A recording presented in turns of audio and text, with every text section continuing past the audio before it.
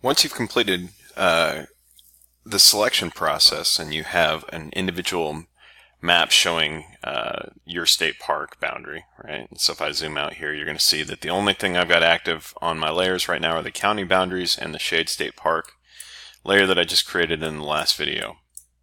All right, so as I look around here, certainly nothing else is there. Remember, I have this, it was a selection that came from all this. You can actually clear all of your selected features like that, so you can make it go away. So one of the things that I want you to learn how to use is that we often talk about proximity as being an important feature for analysis, and whether this be looking at walking distance or just trying to understand, which communities are well served by surrounding parks, we can start to ask a lot of different questions. And one of those tools we're going to use is called Buffer. And so Buffer is underneath your analysis tools. You come down to proximity and double click on Buffer. And what Buffer is going to do is it's going to open up this dialog box here, and you can expand and control these. What I suggest doing with students is that for right now, just follow along. What I'm going to do is I'm going to create a buffer around all of the state parks. I don't want you to follow me through this step in the process.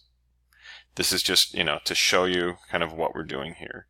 Is that at one scale, and again, one way to do that, you just saw me drag a layer from my table of contents and drop it. You can also click the down button here. So if I want to do Shade State Park, I can go ahead and click there. But real quick, I just want to take you through a thought exercise, and it's a matter of which communities in the state of Indiana are well served by the state parks. And so if I just take the state parks layer that we created, and I come down here and I say miles, and I want 20 miles. And one of the things I'm going to tell you to always do is come here down here to dissolve type, and you always want to change it to all, right? And then I can show you the alternative behind this, but this is how you create a smooth layer. If you ever get a layer that pops up from a buffer that there's just circles everywhere, it's because you didn't make that selection. So 20 miles, here we go, from Indiana State Parks. I need to tell it where I want to save. I'm going to put it back in that DNR folder, IDNR, State Park, and then I'm going to do 20-mile buffer, right? 20-mile buffer.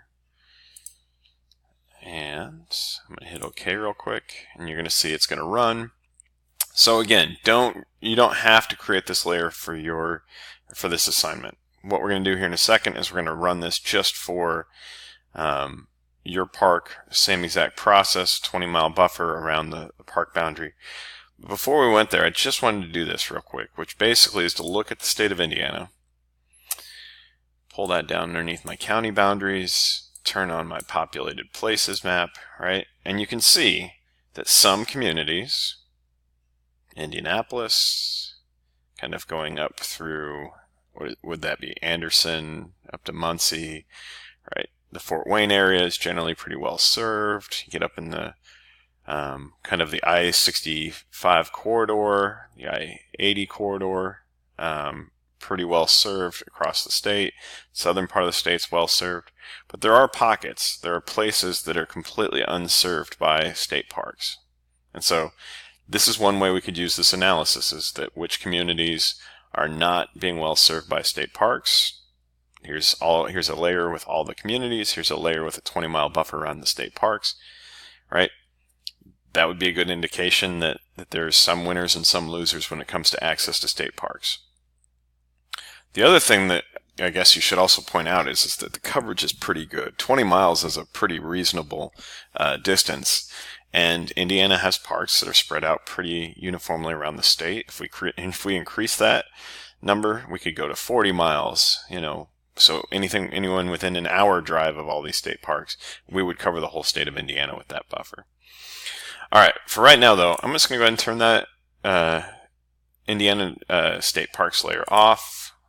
You can go ahead. I asked you not to create that one, so I'm just going to drop all of that stuff down to the bottom because we're not using it. Turn it off. Right now, I'm going to turn the populated places off. I'm just going to go back to my Shade State Park, and I'm going to right-click on it and say Zoom to Layer. All right, and I'm going to back up just a little bit. You can always zoom with the wheel on your mouse. And I'm going to run the same process. So here's where I want you to follow along with me. We're going to go to Buffer. I'm going to grab Shade State Park, the boundary. I'm going to drop it in there.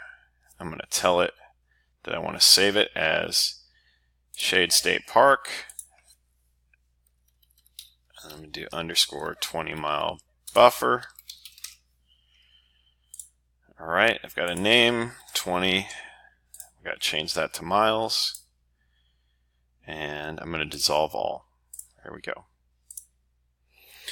Hit OK and let it run. And if I go ahead now and change the symbology on this, I'm going to put a nice orange, thick orange boundary around it. Now I have my Shade State Park and a 20 mile distance. If I ever want to check that, I can always come up to my measure tool and I can go, it basically went from the center of this out. And you'll see that I actually need to change the units. There we go, distance in miles, and